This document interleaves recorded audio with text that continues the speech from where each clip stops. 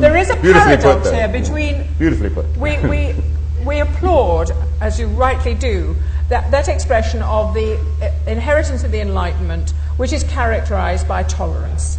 We wish to be tolerant. We wish to extend to others the rights we claim for ourselves to the expression of ideas.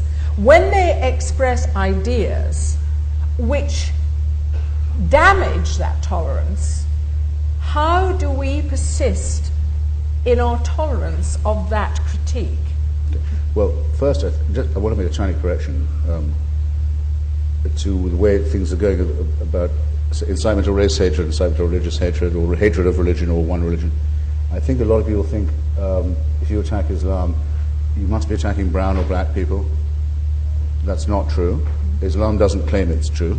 Islam indeed claims to be universal, so the shady stuff done by Galloway and others that it's racism to attack Islam must be dispensed with on its face. The second point I want to make, I hope I don't offend anyone, by the way. I'd rather hear from Stephen. They did buy a ticket with the risk of having both, but I'll try and condense naturally. Would simply be this. I mean, I think that one must hear from people who dislike others.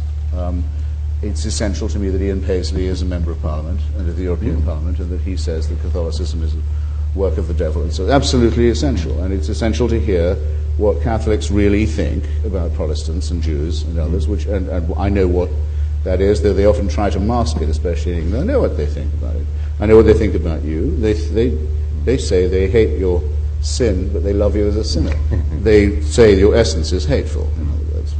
What a stupid, casuistic thing to say. What a crappy euphemism. Don't put up with things like that. But I want to hear it from them. I want to hear people say that the Holocaust never happened, if that's what they think. I want to hear Jews say that Arabs have to clear out of Palestine to make room for them, if that's what they think. I'm very firmly non-Zionist. They have to be able to say it. I'll defend this for anybody, but if I'm going to defend it for everybody else, I'm going to insist on it for myself too, and I'm going to insist that they respect me back. How bad is that? No. How bad is that? That's all we're asking. The government says, no, we take that right away. We apply it selectively. You never know what it will be you're going to say in advance that someone might not like or some cop might misinterpret. That is illegal. In America, it would be unconstitutional. We have to have the right to defend ourselves. And I will go on to say that those who are prepared to use violence or the threat of it to enforce this, what they're essentially saying to Blair is, do you want this law or do you want violence in the streets to split the Labour vote? That's what they're saying. It's a plain incitement. A plain incitement. I'm not going to have that. I won't be talked to in that tone of voice. Would you? No. Well, shape up then. No, I'm not. No, I'm not.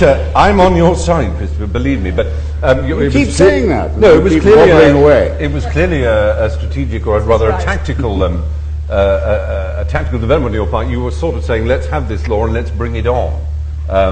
As if to say, let's bring this to a fight. If they're willing to say, as they do, look,